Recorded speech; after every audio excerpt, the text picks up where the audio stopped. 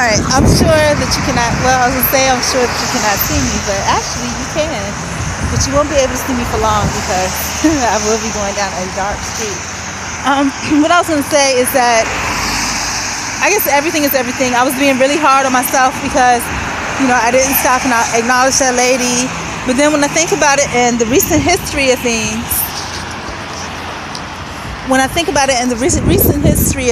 the world is changing.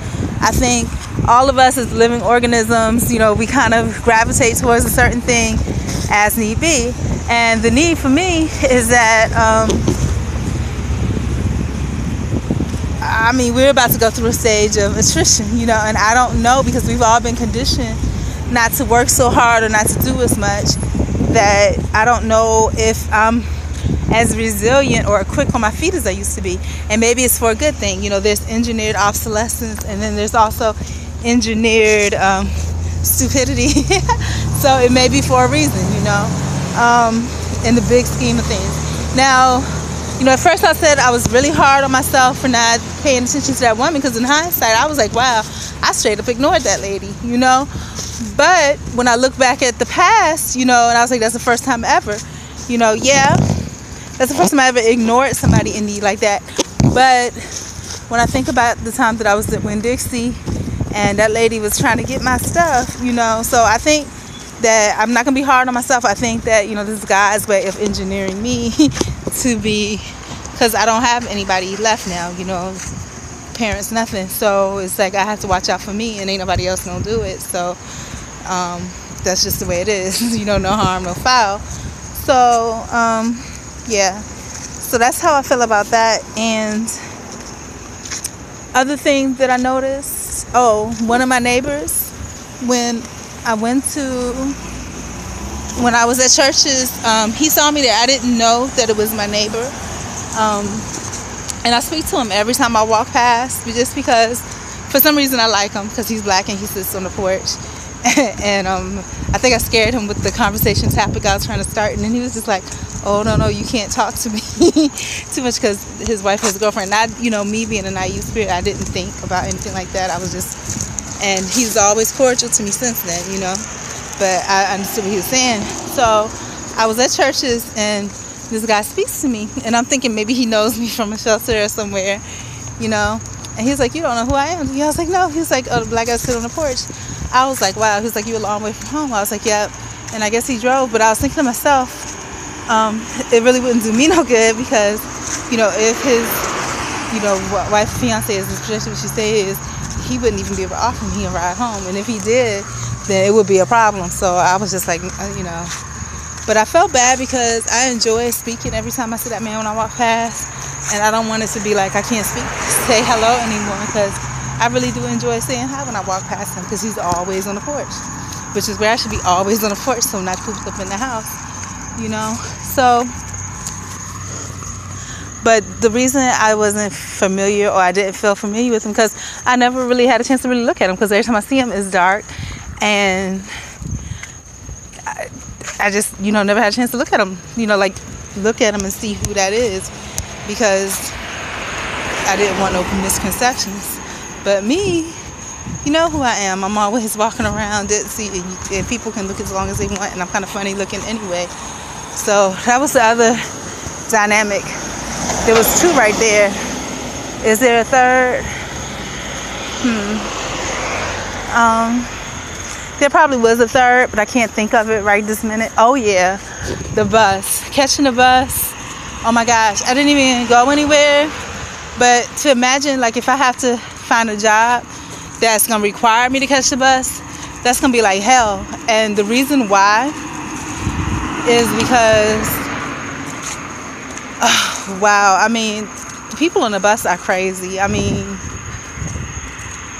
Everything was cool. Then this lady got on the bus with a walker, and they were trying to tell her she had to sit. She didn't want to sit. She said she only had 2 more stops, but really she had like 10 more stops.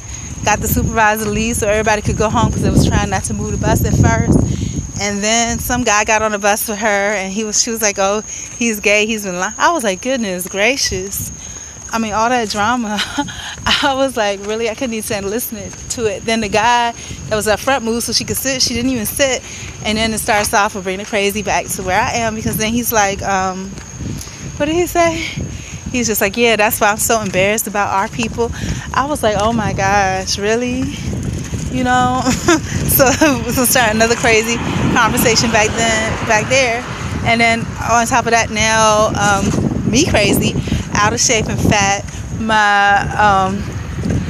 Because I hadn't planned on being this out of shape and fat, I just insisted on squeezing into my clothes that are too tight.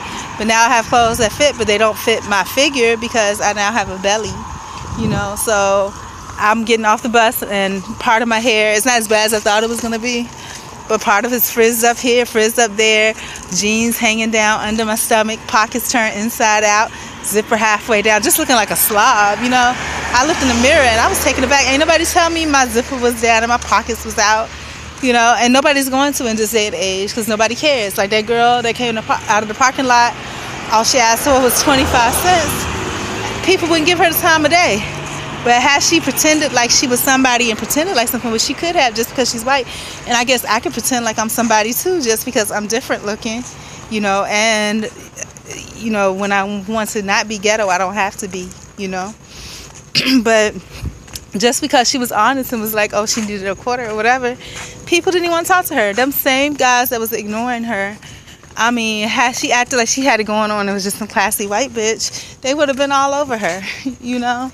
So, you know, I'm starting to learn about the world, and that's good, because I guess God is just like, okay, we need to get you through a boot camp real quick, because obviously you're very naive, and, you know, I showed you, you know, the situation at home, so you don't even got to worry about that no more, you know, and now it's just me and you, you know, so he's trying to show me the ropes, and I'm good with that, you know, I appreciate it. So, I guess Maria is changing, you know. I was all sugar and no spice. They said girls are supposed to be sugar and spice and everything nice. I was just sugar with no spice. So I guess God is trying to add a little season, which is good, you know.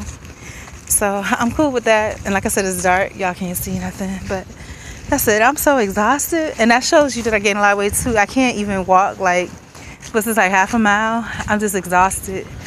So tomorrow what I'm going to do, because I definitely need a job because my money's running out, I'm going to go first thing in the morning. But see, I got all this food now, so I don't need all this. But maybe I'll go to the Hollywood Library and maybe, you know, do all my work from there. So, but I have to get dressed first. But do I want to wear my hair curly? Probably, because it's raining anyhow.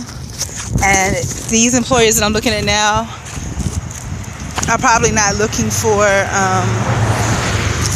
ooh, it is really raining. It's a good thing this phone is supposed to be waterproof. I don't know if it really is. Speaking of which, because this phone is supposed to be waterproof, I'm starting to treat my computer like it's waterproof, even though it's not. I have it in the bathroom with me doing my little shower cams and whatever, and I need to stop that madness. So yeah. Tonight wasn't a date night. It was just a get out of the house night. And it was great. I enjoyed it. Tomorrow, I will be heading out first thing. I got to try to think about what I'm going to wear. I don't know if I'm going to be business casual tomorrow, because I don't think I'm actually going to have any type of high detail job interview to go to.